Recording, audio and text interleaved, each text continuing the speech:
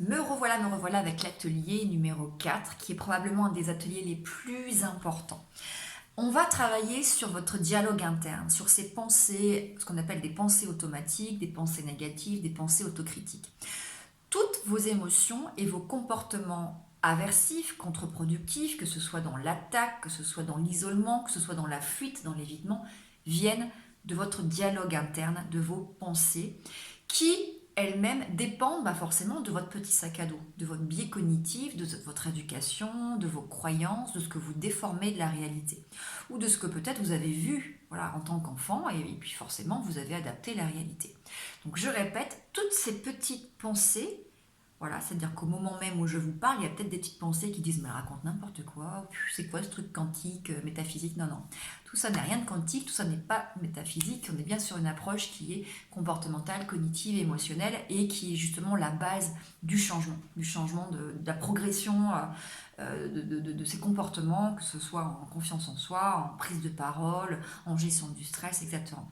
Alors on va apprendre justement à identifier ces petits dialogues internes. Alors, première chose, mais ça va aller vite, c'est identifier quels sont vos drivers. Ben ça, vous les avez déjà identifiés l'année dernière. Mais justement, maintenant, quand vous allez vivre des situations où vous sentez qu'au niveau émotionnel, c'est un peu inconfortable, il y a du stress, de la peur, de la colère, quel est justement le petit driver qui est en train de penser? Est-ce que c'est votre driver soit parfait qui vous dit oh là là, tu dois absolument tout vérifier, tout être parfait, il faut surtout pas que tu montres aux autres que tu maîtrises pas, ne demande pas de l'aide, c'est pas la peine, tu sais faire toute seule. Ne montre pas tes émotions si tu es un soi fort, il faut montrer que tu es. Voilà, ne demande surtout pas de l'aide. Voilà, quel est ce petit driver qui est en train de s'activer dans votre tête? D'accord? Et comment vous allez le gérer de manière plus rationnelle, ça on va voir tout de suite après. Quel est aussi votre état du moi? Alors ça, c'est vrai qu'on l'avait vu un peu rapidement. En plus, pour certains, on était là à 55 dans une salle, donc je crois qu'on l'a pas fait celui-là pour certains d'entre vous. Moi, je sais plus. Euh, je ne sais plus. Je pense que oui, mais comme on était, c'était le moment où on était 55 ou 60 dans la salle, c'était peut-être pas ce qu'il y avait, ce que vous avez percuté le plus. Mais donc dans les états du moi, si vous vous rappelez bien, il y a ce parent critique qui juge, qui critique, qui est vraiment axé sur les valeurs, sur les principes, sur la notion de bien, de mal, mais qui aussi quand même, qui pose un cadre, qui fixe des limites. Donc il y a des côtés positifs quand même. Il y a le parent nourricier qui réconforte, mais qui va aller jusqu'à l'infantilisation, ou qui va aller jusqu'à être sauveur, ce qui n'est pas très bon pour la personne, puisqu'en gros, la personne devient, on crée de la dépendance.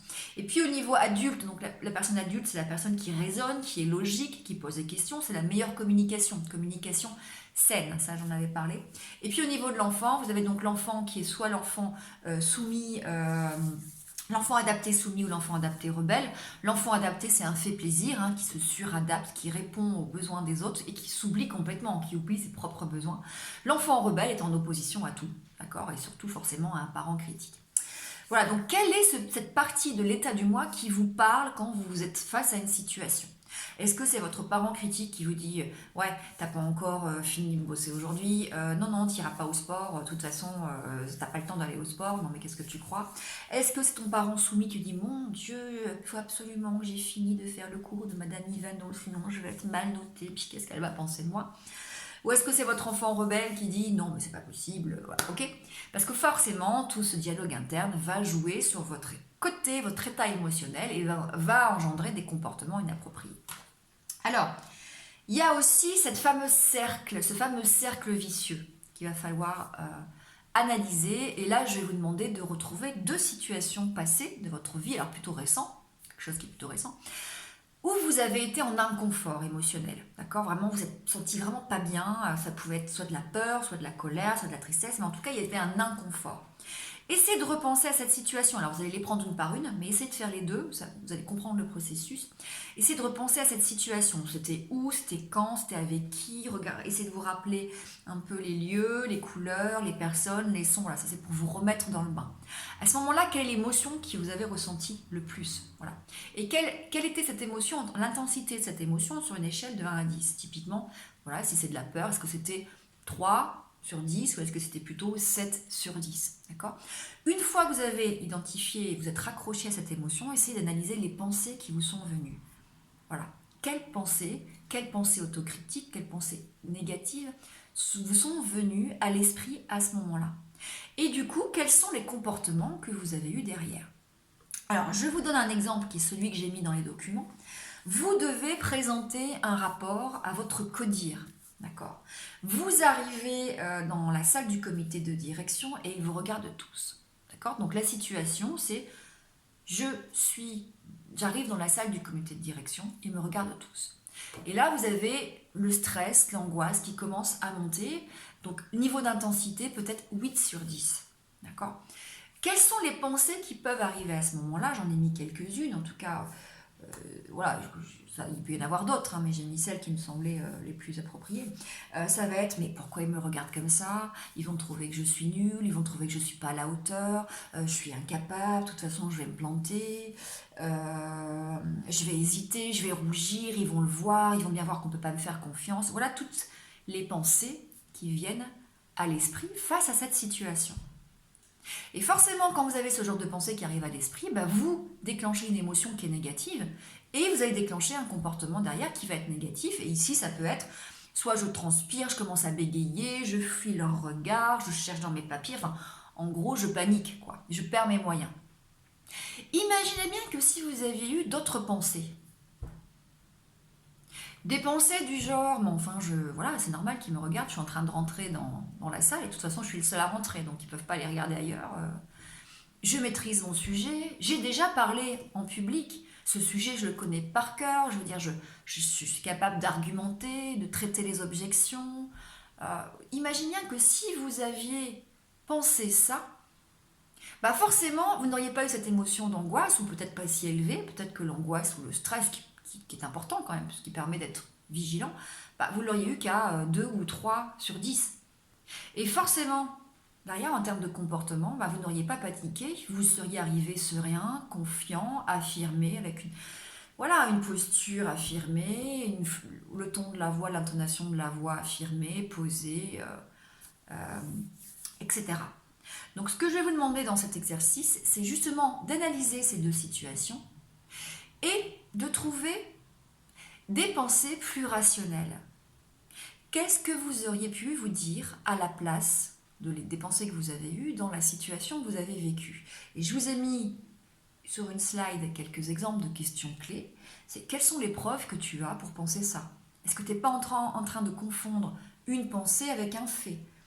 Est-ce que ton point de vue est le seul valable? Que te dirait ta meilleure amie? Est-ce qu'elle penserait la même chose? Est-ce que tu te juges vraiment avec partialité ou est-ce que tu te juges pas trop sévèrement? Voilà.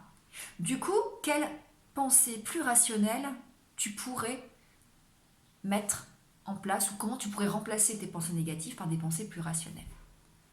Faites l'exercice. À partir du moment où vous remplacez les pensées négatives ou les pensées autocritiques par des pensées plus rationnelles, essayez d'évaluer l'émotion, comment vous auriez senti, est-ce que l'émotion de peur, de colère aurait été aussi intense, et comment vous auriez agi derrière, est-ce que vous auriez agi différemment?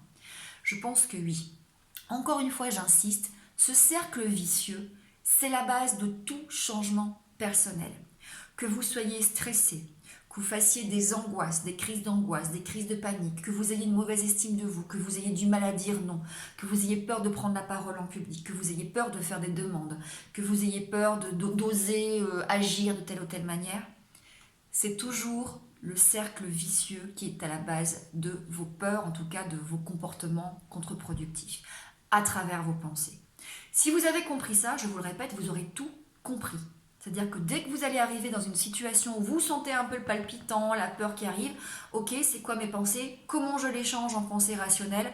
Qu'est-ce que j'ai comme preuve? Est-ce que je suis sûre que c'est vraiment vrai ce que je dis de moi? Est-ce que je suis pas en train de me juger? Est-ce que ce ne sont pas mes croyances ou mes schémas ou mon éducation qui me font penser ça? Est-ce que j'ai déjà été l'inverse de ce que je suis en train de dire dans le passé? Voilà, tout ça, ça va changer votre dialogue interne en quelque chose de plus positif. Et vous verrez que vos émotions vont changer, c'est inéluctable. Croyez-moi, ça je pratique depuis longtemps, je le pratique aussi sur mes coachés, en consulting, parce que c'est la base de tout changement, en tout cas personnel ou même de groupe parfois. Si vous avez compris ça, vous allez changer votre façon de penser, votre façon de ressentir, mais surtout vos comportements. Parce que le problème, les conséquences, elles sont émotionnelles, des émotions qu'on ne sait plus gérer, et des conséquences comportementales. D'accord? des comportements d'attaque, de fuite, d'isolement. J'ose pas aller à l'examen parce que j'ai peur. Je fais de la procrastination, en gros, parce que du coup, je ne suis pas exposée à l'échec. Donc, comme je procrastine, je ne suis pas exposée à l'échec. Donc, je suis sûre de ne pas échouer. Voilà. Ou alors, je vais être agressive si on me fait une critique, parce que quelque part, j'ai l'impression que la critique me correspond, alors que, encore une fois, c'est peut-être une autocritique qui vient aussi, enfin, une critique qui fait écho à notre propre autocritique. D'accord? Tous vos comportements derrière vont être améliorés, vous allez vraiment changer. Je compte sur vous pour faire cet exercice, sincèrement, si vous avez envie de travailler sur votre changement personnel. En tout cas, vous verrez qu'en entreprise, ça vous servira énormément voilà, dans toutes les situations un peu touchy, parler devant un codir, devant parler, faire une demande à un manager. Je me prends la tête, je suis en conflit avec un collaborateur. Voilà, comment je fais redescendre la gestion des émotions, le stress émotionnel à travers un changement cognitif. Okay, et donc des comportements plus appropriés. Allez, travaillez ça.